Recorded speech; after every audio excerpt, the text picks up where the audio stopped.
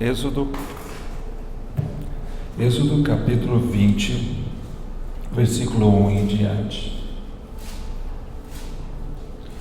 Diz assim a palavra de Deus: Então falou Deus todas estas palavras: Eu sou o Senhor teu Deus, que te tirei da terra do Egito, da casa da servidão. Não terás outros deuses diante de mim.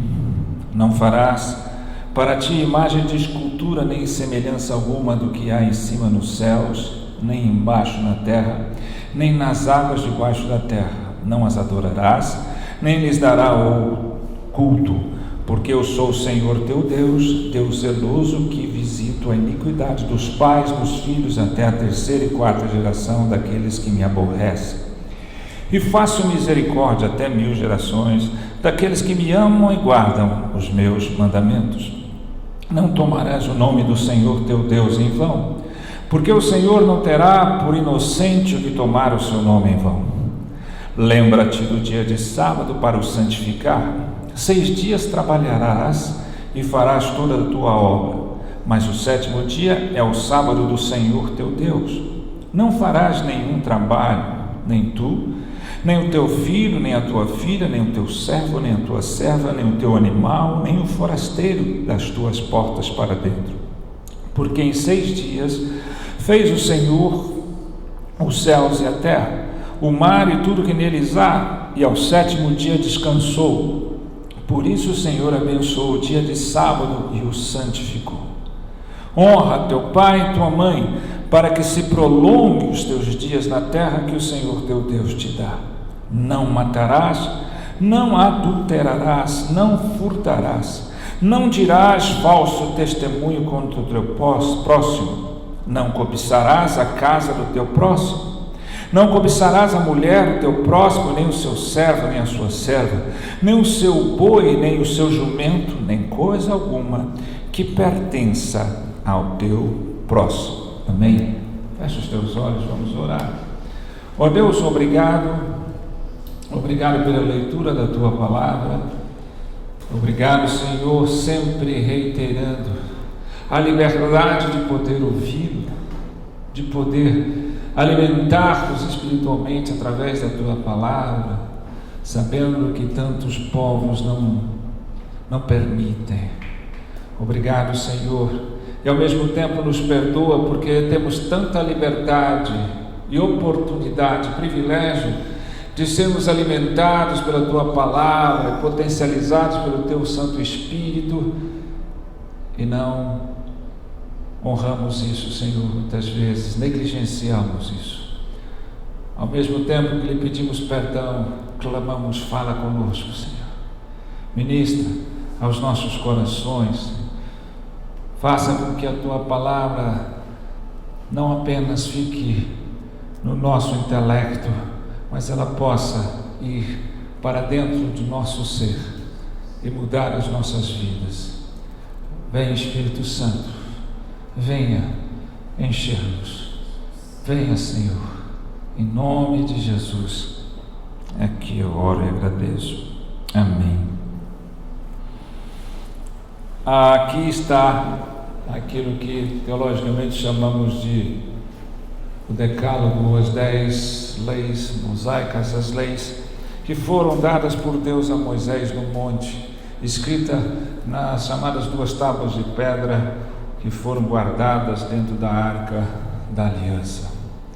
Claro que a gente precisa entender, porque muita gente acha que nós vem com esse antinomismo, que não estamos mais diante da lei, que a lei se tornou obsoleta depois da graça. A graça não eliminou, extirpou a lei, ela colocou a lei dentro do nosso coração, não para ser uma lei externa, mas para ser uma lei interior. É claro que os judeus acreditavam que se poderiam ser salvos pela lei. Esse é o problema da lei, que torna a lei obsoleta, é pensar que se pode ser salvo por ela, mas você só pode ser salvo por Cristo. Só Cristo Jesus pode nos trazer a salvação. É a morte expiatória de Cristo Jesus. E para aqueles que creem, para aqueles que foram escolhidos diante de Deus, por Deus, é que serão salvos. Agora, isso não tornou obsoleto a lei moral do cristão. O próprio Jesus disse: eu não vim para abolir a lei, mas para cumprir. A lei, ela foi dada a nós porque os seres humanos não foram criados para ser autônomos, mas para ser teonômicos e terem uma obediência agradecida a Deus. Isso não foi feito para privar os homens de liberdade, de alegria, mas para dar a toda a criação a verdadeira liberdade, a verdadeira real alegria. Precisamos entender isso, né? Porque temos uma necessidade de dizer que somos livres, e o pecado vai nos afastar da lei sempre, ao invés de nos levar a uma meditação alegre, né? Prazerosa na lei, que vai nos afastar da sua palavra, da sua lei. Os homens são inimigos de Deus e por isso transgride a lei, o pecado, transgressor da lei. O que eu quero falar aqui é aquilo que eu venho falando, repetindo várias vezes, né? Você pega dos 10 mandamentos, e qual é o primeiro dele? Não terás outros deuses diante de mim.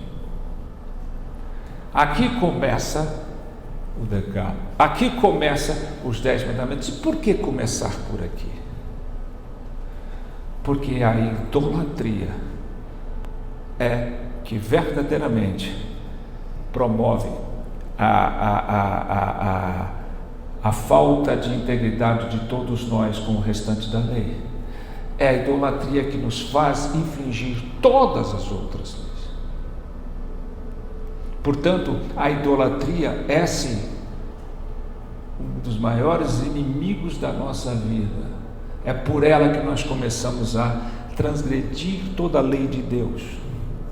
Por isso o decálogo começa, toda a lei de Deus é fundamentada aí, a partir da queda disso aqui, é que nós começamos a transgredir todos os outros. Aí você começa a idolatrar outras coisas, e você percebe que todos esses processos aqui provêm da idolatria. O que é idolatria? É colocar, né, quando qualquer coisa se torna mais importante do que Deus em sua vida. É quando seu coração e sua imaginação é controlada não por Deus. É quando qualquer homem busque receber do mundo, de alguém ou de qualquer coisa, aquilo que só Deus pode dar. E o problema de nossas vidas não é só identificar a idolatria, reconhecer a idolatria, mas desfazer todos esses deuses falsos que nos oferecem algo que eles não podem dar, porque só Deus pode dar. A idolatria é quando nós também colocamos coisas boas e necessárias e fazemos delas deuses. Falamos e repetimos e falamos várias vezes aqui, continuamos idólatras. Muitas pessoas acham que a idolatria se restringe ao segundo mandamento aqui, que é se prostrar diante de imagens de esculturas do céu, da terra. Não é só isso. Nós temos a idolatria interior do nosso coração, as idolatrias pessoais, como poder, dinheiro, sexo, as idolatrias culturais, como consumismo, né? Como viver a cultura do mundo, as filosofias do mundo, as idolatrias sociais, como a estética, como hoje pessoas são idólatras por estética, por estar bonito no seu corpo e fazem tudo para isso. política, os extremismos, as ideologias que fazem com que idolatremos qualquer coisa que compõe essa maneira de pensar, maneira de existir, maneira de viver. E aí vai para um monte de coisas. E elas vão ocupando o nosso coração e tomando frente em nossas vidas.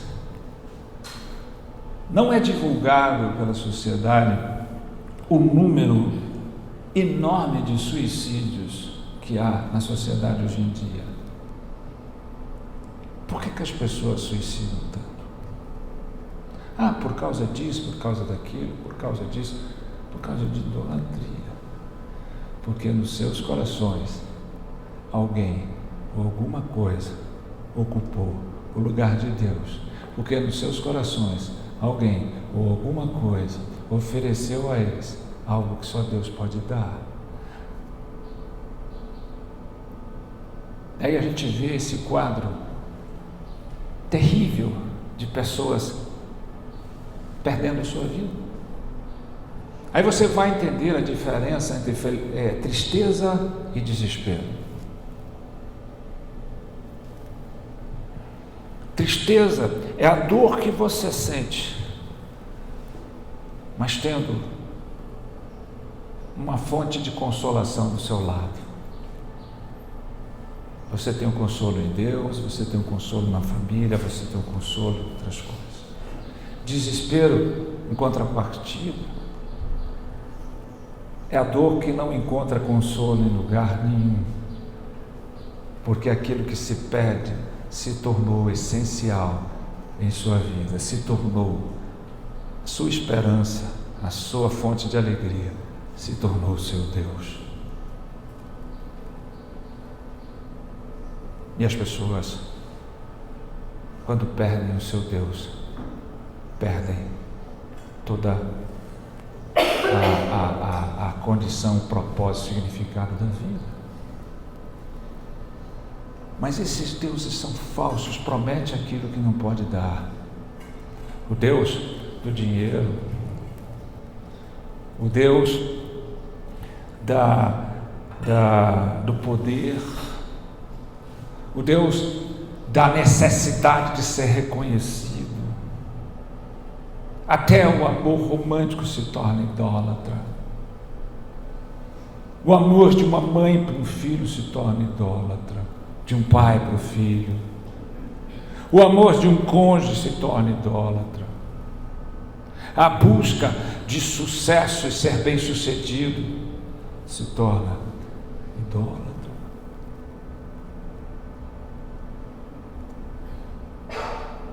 Quantas vezes nós não percebemos isso?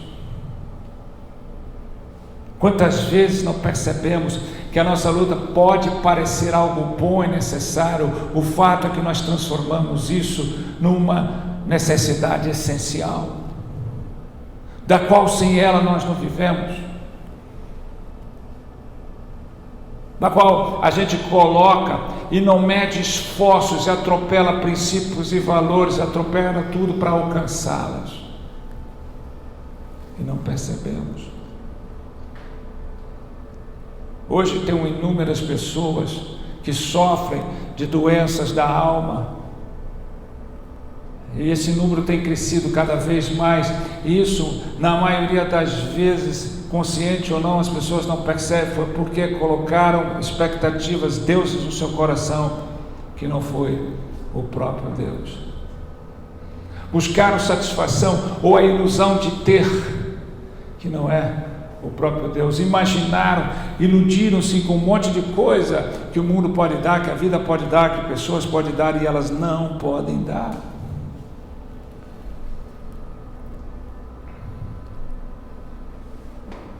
Uma das idolatrias que nós temos, dos deuses falsos que nós temos em nossa vida, e nós não percebemos, a maioria não admite a ganância.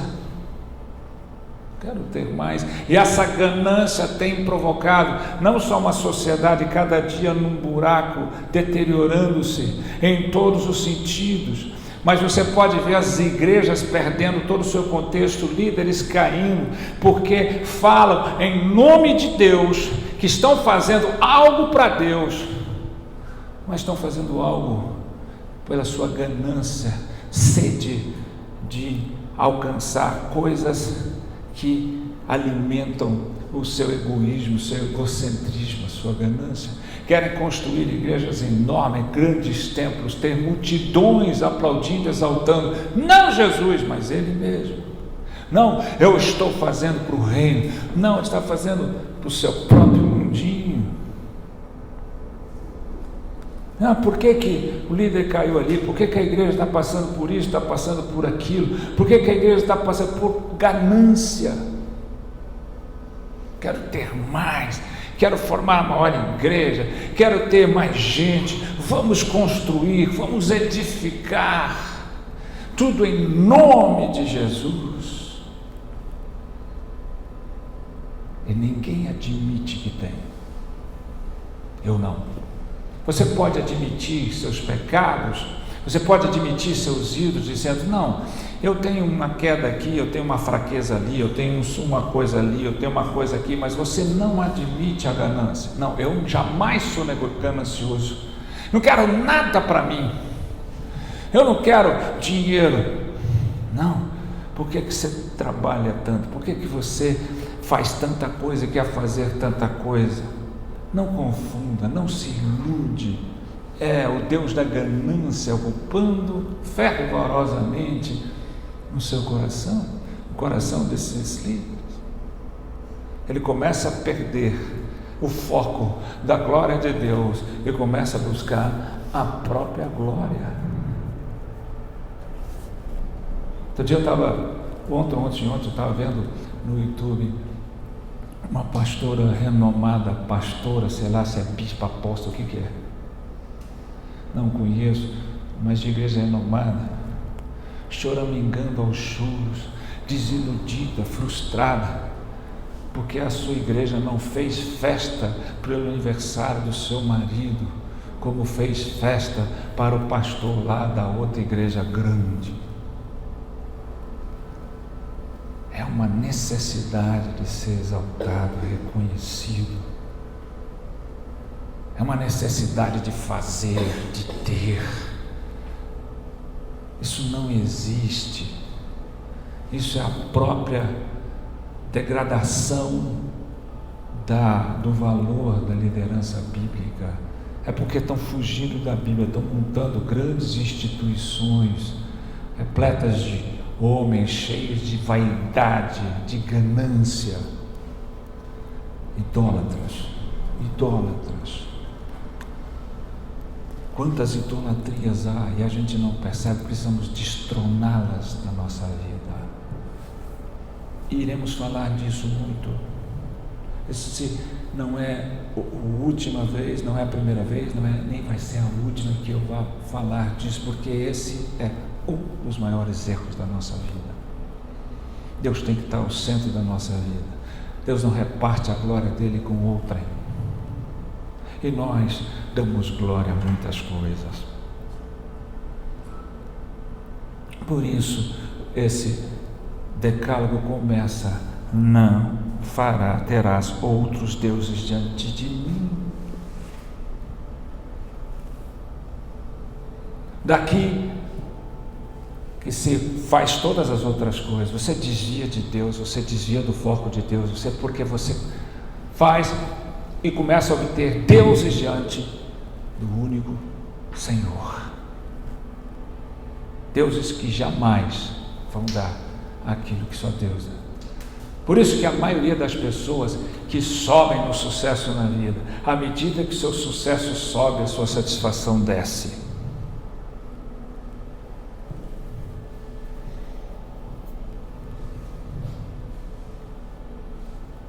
Por isso alguém disse, para subir tem que descer, para descer basta subir. Suba na sua vaidade, na sua autossuficiência, no endeusamento de si mesmo, e você vai ver o que lhe resta, o que isso vai te dar. há uma insatisfação generalizada, uma busca de consumismo. Eu preciso consumir, eu preciso comprar, eu preciso ter, porque senão não sou feliz. E a gente se auto-justifica, não tenho Deus, não tenho nada, é idolatria. Idolatramos artistas, esportistas, músicos, o tempo todo, e achamos isso inofensivo. Pessoas que não têm um pingo de moral, pessoas que negam Cristo, pessoas que vivem a sua satisfação, e essas pessoas sobem e acham que podem manipular a sociedade. Por quê? Porque as pessoas vão e idolatram essas. O apóstolo Paulo escreveu lá na carta aos Romanos, capítulo 1, versículo 25, trocaram a verdade de Deus em mentira, e adoraram e serviram a criatura em vez do Criador. É isso que todos nós, de alguma forma, estamos fazendo, trocando a verdade de Deus em mentira, e adorando e servindo a criação em vez de servir ao Criador.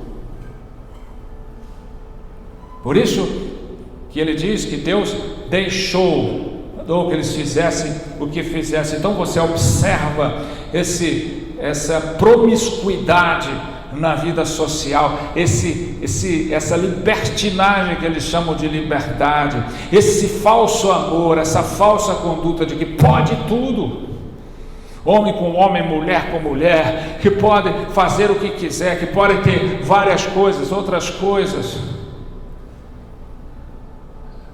e acham que isso é natural.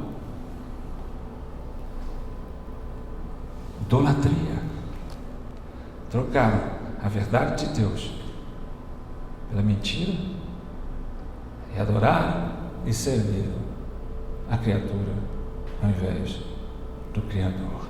Tudo nos parece justo: trabalhar demais, ganhar demais, querer demais, até as coisas mais justas que podem, ter filhos, ter família, ter isso, ter aquilo, se tornam em deuses falsos. Nós discutimos aqui outro dia a questão, quantas vezes já pregamos sobre a questão da prova de Abraão.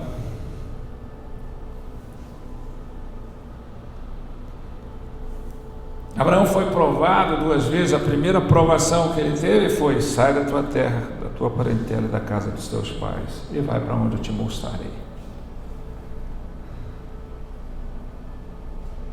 O cara tinha que largar o conforto da sua vida, o conforto da sua casa, ir e seguir e partir para algum lugar que Deus lhe mostraria, mas debaixo de uma promessa: de ti, teu descendente, farei uma grande nação, e ela será tão numerosa quanto a areia, quanto as estrelas do céu. Imagina isso. E Abraão partiu. Essa é a prova da fé: partir, largar, renunciar o conforto, os ídolos, os deuses falsos, para ir na promessa de um Deus verdadeiro, ainda que ele não te mostre o que é. Abraão não sabia. Debaixo de uma promessa de alguém que já estava velho, com uma mulher velha, estéril, Abraão foi. Depois de 25 anos, com erros e acertos deste homem, ele teve o filho Isaque. Esse filho cresceu, se tornou até um adolescente, um jovem, e aí Deus faz a segunda prova. No livro de Gênesis, capítulo 22, faz: Abraão, pega teu filho, aquele a quem tu amas, e sacrifica-o a mim. Veja que nós falamos lá o que Paulo fala em Romanos, Porque eles adoraram e serviram a criatura e não o Criador. uma questão de adoração. E ali a gente vê a primeira vez que se fala em adoração, quando Abraão, sem questionar, sem titubear, ele obedeceu a Deus, sabendo que Deus ressuscita os mortos, que Deus não é Deus de sacrifício humano, parará, mas ele obedeceu, né? E quando ele saiu, ele levou 2 de seus empregados, escravos, sei lá, foram com eles, e ele disse: fica aqui porque eu e ele vamos adorar, porque a adoração exige sacrifício, renúncia daquilo que está ocupando o coração, que é só prioritariamente de Deus, para a glória dele. De fato eles foram adorar. E quando sobe, Isaac pergunta: onde é que está o cordeiro? Porque está aqui além, o fogo está aqui tudo carregando. Ele sabia como é que é a adoração, ele sabia como era feito, os elementos que eram usados, ele participara de vários. E Abraão disse: Deus proverá. Gostamos dessa declaração, cantamos essa declaração, mas não entendemos muito bem que a provisão de Deus, Deus é o Deus da provisão, e que a certeza dessa provisão vem de um coração que sabe o lugar que Deus ocupa. Deus proverá. Abraão não sabia o que aconteceria, mas ele sabia que Deus sabia o que ia acontecer. Ele confiou naquilo que Deus é e naquilo que Deus faz. Abraão não buscou o que ele queria, mas ele obedeceu à vontade de Deus. E Isaac obedeceu ao pai. Tudo bem, quando Abraão chegou lá, Abraão preparou a lenha, colocou, fez lá o altar, amarrou Isaac. Ele não titubeou, não reclamou, não questionou. E quando Abraão ia imolar uma loja, não faça isso, porque vejo que tem temor a Deus. Que tem faltado na igreja temor. E aí que está a palavra temor, né?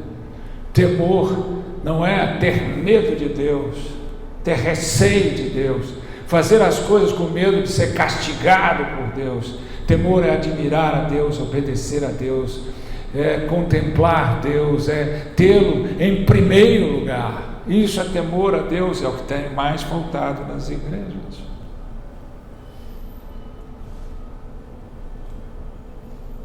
Lá estava um cordeiro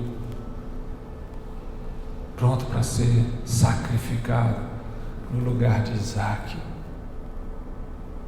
providenciado por Deus soberanamente. Essas maravilhas. Abraão subiu o monte da provação e desceu o monte da provisão. Ele subiu com o filho Deus e desceu com o filho Isaac.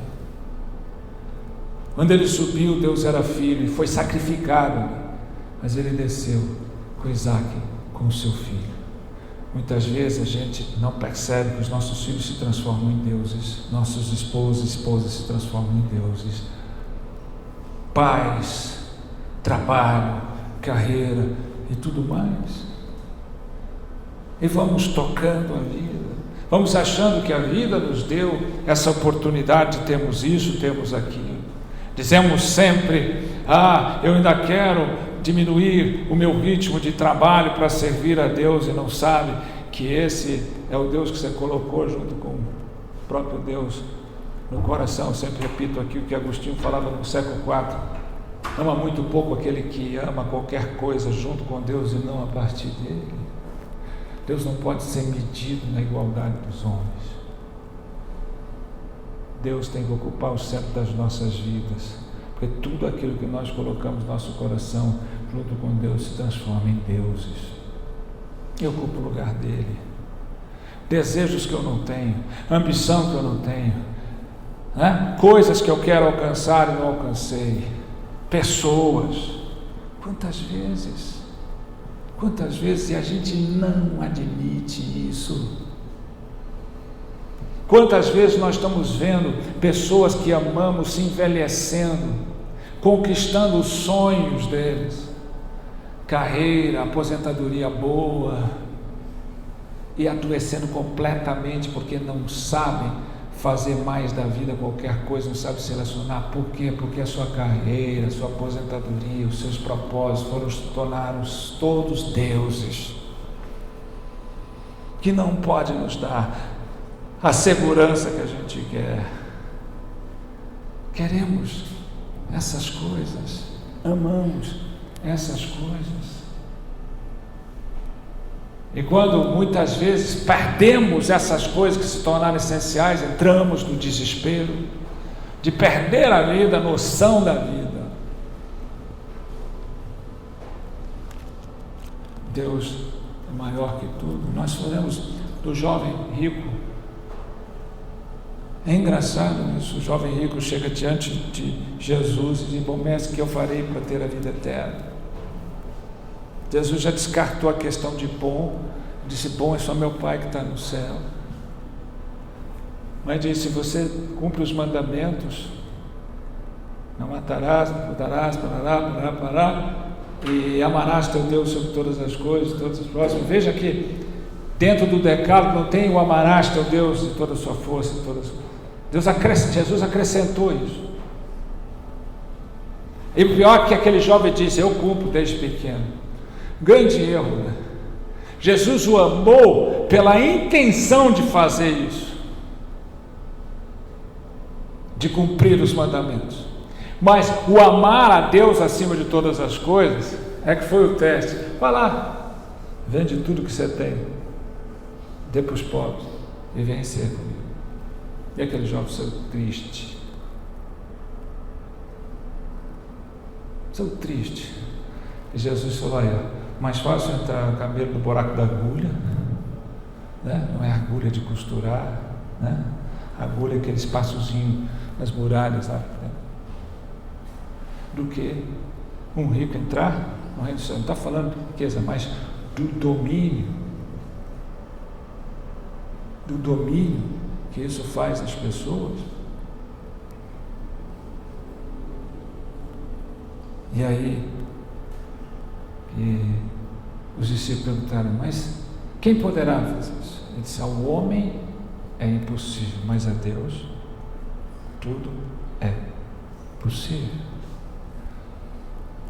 Veja que aquele jovem disse que ama a Deus acima de todos, como todos nós.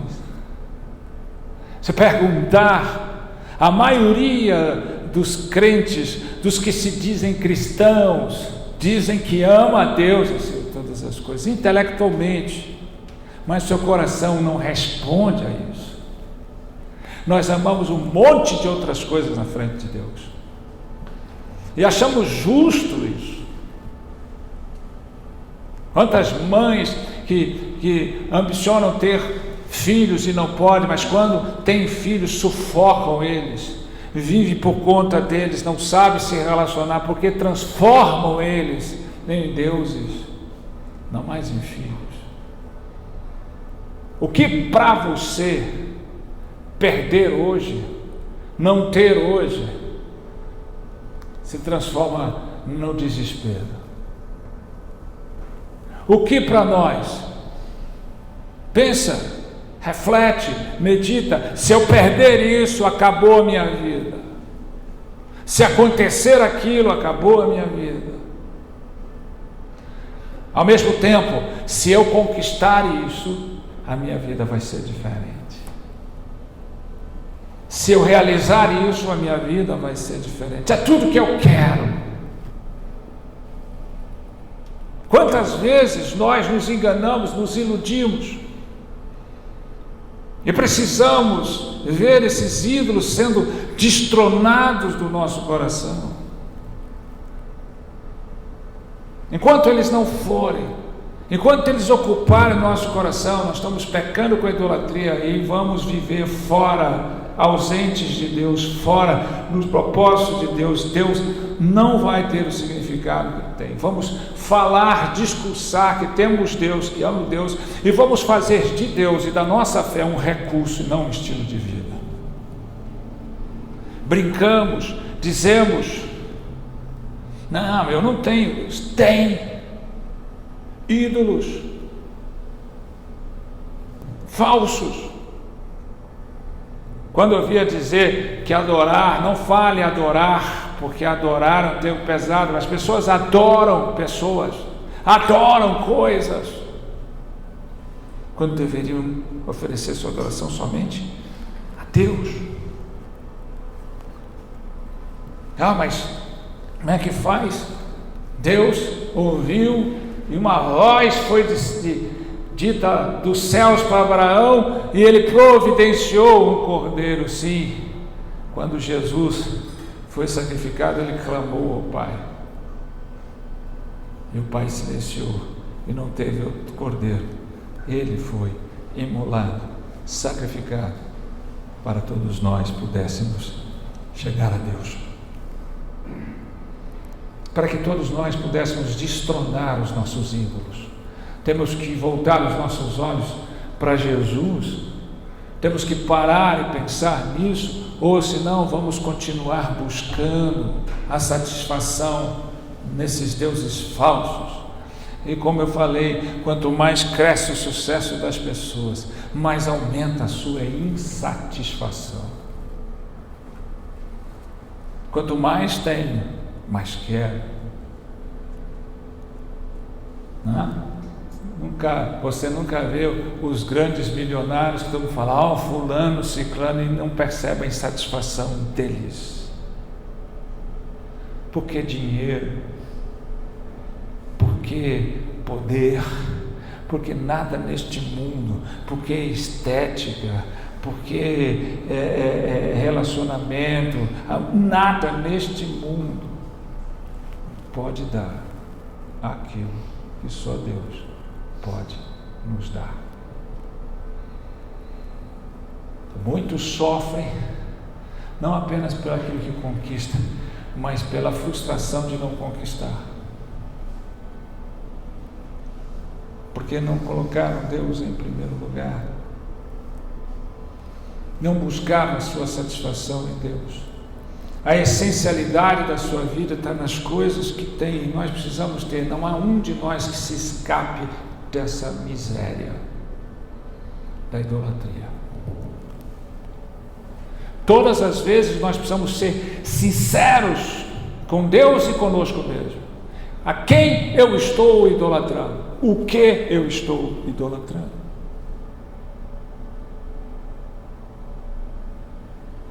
Outro dia a gente fez uma pergunta aqui dizendo: se você pudesse ver uma vida bem similar ao paraíso, onde não te faltasse nada, e pudesse lhe fazer uma proposta: você vai ter uma vida próspera financeiramente, próspera relacionalmente, sem problemas de enfermidade, sem tribulação, tendo o que você quer, da melhor maneira, todos os desejos e anseios do seu coração estabelecidos, estabilizados, mas sem Deus. E aí você toparia?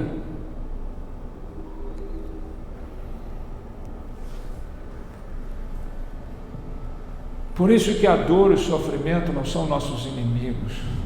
Porque uma pessoa que nunca sofreu dor, de fato, e nunca sofreu, ela tem muito pouca empatia com os outros. Ela não tem nenhuma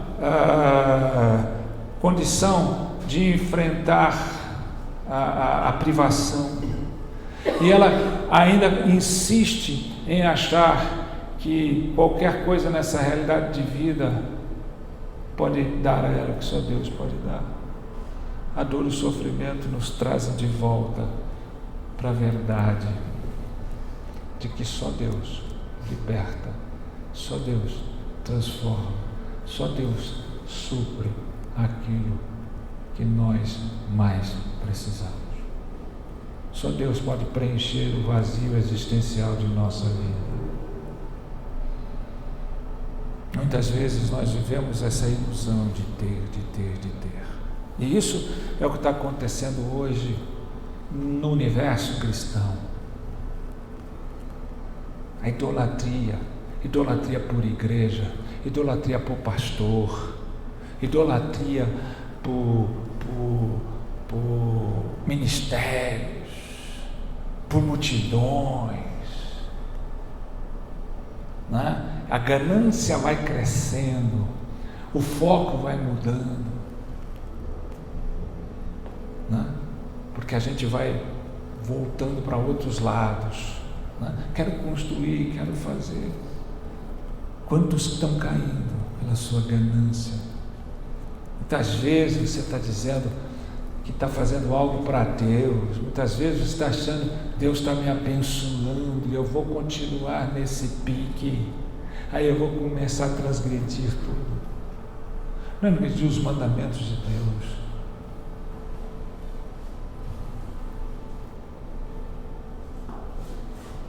Então a gente só vai ser melhor para os outros, só vai ser melhor como pessoa quando a gente colocar Deus em primeiro lugar, de fato destronar os ídolos da nossa vida.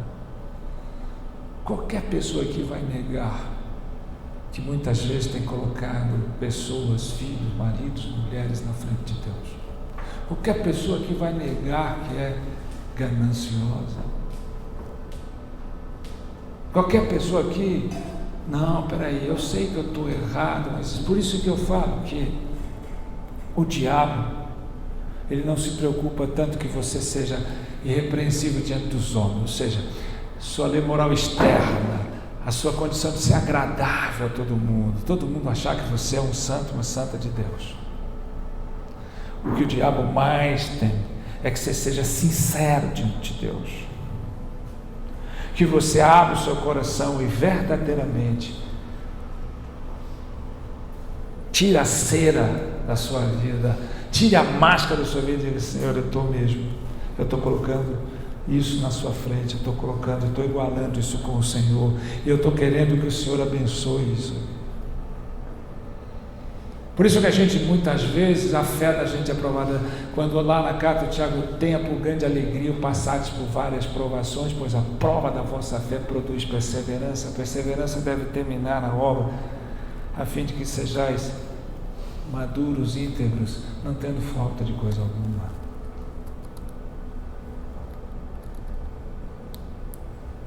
A gente precisa estar sempre sendo lembrado disso. A gente precisa estar sempre observando isso. Quais são os nossos ídolos? Quais são os falsos deuses que prometem coisas que não podem dar? E quantas vezes eu vou continuar fazendo isso? Quantas vezes o meu sonho nunca é ser melhor para Deus? Compartilhamos, olha como nós conversamos. O meu grande sonho é isso, é aquilo, é ter aquilo, é conquistar aquilo, é realizar aquilo, é não ser aquilo. Quantas vezes você tem colocado: meu grande sonho é me tornar um grande instrumento para Deus. Quantas vezes nós falamos aqui que a pessoa ora para viajar, ele ora: Deus me livra disso, me livra daquilo, não deixa que nada aconteça, não deixa que eu tenha acidente, guarda o meu carro, guarda a minha viagem, para que eu faça bem. Tudo isso é importante, mas essa é a única prioridade. Quantos de nós entendemos o que Deus vai fazer? Deus me guarda em qualquer lugar, Deus me usa nessa viagem, me ilumine para que eu possa ser luz onde quer que eu vá, que eu possa de fato, mesmo sendo uma viagem de lazer, uma viagem de negócio, eu tenha a tua graça e possa expressar e manifestar a tua glória. Isso é o que importa, não importa o que acontecer, usa-me. Mas nós estamos preocupados com o quê? Com nós, com o nosso mundo, com a nossa vida. Por que as igrejas estão cheias e outras vazias? Porque as vazias muitas vezes estão falando do Evangelho, estão trazendo atenção para Deus, estão trazendo sua atenção para a glória de Deus. As outras não, estão trazendo atenção para si mesmos. Deus vai resolver sua vida, Deus vai multiplicar sua história, Deus vai melhorar sua vida, Deus vai não deixar que nada te aconteça, Deus vai iluminar. Nada disso é ruim. O problema, como eu falei, que a idolatria é pegar coisas boas e necessárias e transformá-las em deuses. Quando fazemos, nós estamos idolatrando. Quando fazemos, nós estamos tendo outros deuses diante de Deus. E aí que começa tudo. Então, por que Deus fez? Nós podemos ler a Bíblia de capa a capa, e você vai perceber, principalmente no Antigo Testamento, as guerras, todas as vezes que Israel perdia, todas as vezes que Israel ganhava, todas as vezes, por idolatria, desobediência a Deus. E obediência, por quê? Porque o ídolo, ele vai comandar, ele vai controlar a sua imaginação e o seu coração, né? E aí três coisas que você vai fazer: você vai amá-lo, você vai confiar nele e você vai obedecer. Como é difícil vir à igreja, mas como é fácil ficar horas numa fila para aquilo que te dá prazer, tomando chuva.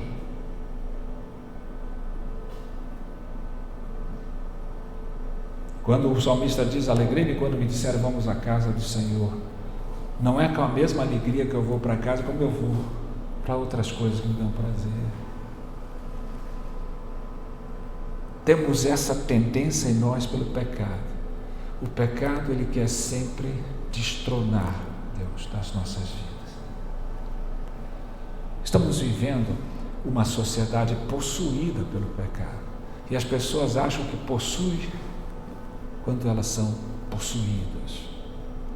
E neste mundo possuído, a visão é buscar algo, é identificar algo que seja maior que o pecado como o problema principal do mundo. Ao mesmo tempo, algo que seja maior do que Deus como remédio principal. E é isso que o pecado faz, é isso que o mundo faz.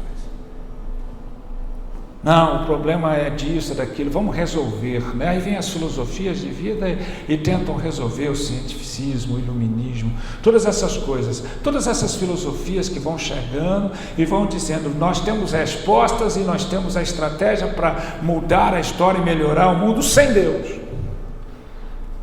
Há um problema principal que não seja o pecado. Não, o pecado é o problema principal, é o coração do homem. O coração do problema da humanidade é o coração da humanidade. E aí, como remédio, vamos buscar as alternativas, vamos fazer isso, vamos fazer aquilo. Se você fizer isso, se você fizer aquilo, se cada um fizer isso, se cada um fizer aquilo, se cada um fizer a sua parte, se cada um deixar de fazer aquilo. Parece romântico, bonito, mas na verdade não há remédio principal que não seja Deus e colocá-lo no lugar que lhe é devido. Pare, ore, pense, medite, reflita. Quanto prazer nós temos com outras coisas e não temos com a palavra de Deus. O primeiro salmo é incrível quando diz: bem-aventurado o homem que não ouve conselho dos ímpios. É o que mais nós fazemos, ouvir conselhos de ímpios. Não faça isso, faça daquela forma, vá ali, se você fizer assim vai ser melhor. O melhor para a sua vida é isso. Ouvimos os conselhos dos peritos ao invés de buscar o conselho de Deus. Bem-aventurado o homem que não se assenta nas rodas dos escarnecedores. E muitas vezes nós sentamos com pessoas que difamam Deus, que fazem piada de Deus, que não querem saber de Deus. Essas são as pessoas, os nossos melhores amigos. Bem-aventurado o homem que não se detém no caminho dos pecadores. Quantas vezes nós fazemos: poxa, aquele cara está errado, mas ele ganhou dinheiro. Fins justificam os meios, né? Não. Nós buscamos as mesmas estratégias. Nós dissemos que não estamos no caminho dos pecadores, mas buscamos as mesmas estratégias. O que o mundo quer, nós queremos, mas nós queremos que Deus providencie para nós. Mas ele continua, mas antes tem o seu prazer na lei do Senhor. Ele não diga, antes obedecer, tenha prazer na lei do Senhor. Ou seja, uma obediência agradecida, prazerosa. E nela, medita dia e noite, coisas que nós não fazemos mais. Como é difícil ler a Bíblia, pastor, mas como é fácil ficar horas na televisão e no Instagram, lendo porcaria o dia inteiro, mensaginhas o dia inteiro, piadinhas o dia inteiro. Olha o tempo que você gasta com Deus durante o dia e olha o tempo que você gasta com as porcarias desse mundo. Nós todos, isso é idolatria. A ganância, a avareza, a idolatria. Paulo fala isso na carta, a avareza que é idolatria.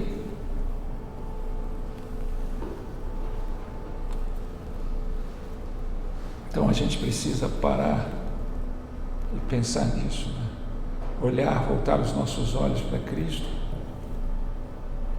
voltar os nossos olhos para Cristo, ser sinceros conosco mesmo e voltar os nossos olhos para Cristo, para destronar esses ídolos que estão ocupando o lugar de Deus em nossas vidas.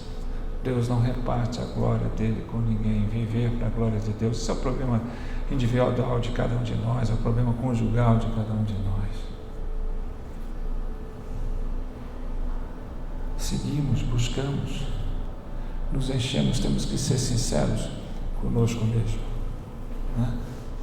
Os planos que nós fazemos, a palavra de Deus diz, os planos pertencem ao homem, mas a resposta vem do Senhor. Do Senhor. Nunca direis amanhã ou depois de amanhã faremos isso ou aquilo, mas se Deus quiser, que o homem é como vapor, né? Vem e logo se desvanece. O que é a vida? É isso. Você não sabe o que vai acontecer daqui a 5 minutos. Mas diga, se Deus quiser, farei isso. Nem isso a gente vai mais. A gente não diz, se Deus quiser vai dar certo. Se Deus quiser eu farei aquilo. Se Deus me disser eu farei aquilo. Continuando até o Salmo 1, ele diz, medita nela dia e noite. Será como árvore plantada junto a ribeiros. Olha só, manancial de água, que dará o seu fruto na estação própria, cujas folhas não caem, não murcham. Tudo que fizer prosperará. Os ímpios não são assim. Então pare de fazer conjecturas errôneas. Quando a gente vê o problema que atravessamos ou os problemas que as pessoas que amamos atravessam e a gente faz uma conjectura, uma análise muito mundana, sem olhar segundo a palavra de Deus. Porque se olharmos, vamos ver por que aquelas pessoas estão assim. Porque colocaram muitas outras coisas na frente de Deus. Porque deixaram ou não tiveram primeiro amor. Tem contra vós, lá em Apocalipse, as igrejas, Deus está dizendo que deixaste o primeiro amor, as primeiras obras. Fala para a igreja de Laodiceia, vocês acham que são ricos, poderosos, autossuficientes, mas vocês não passam de cegos, pobres e nus.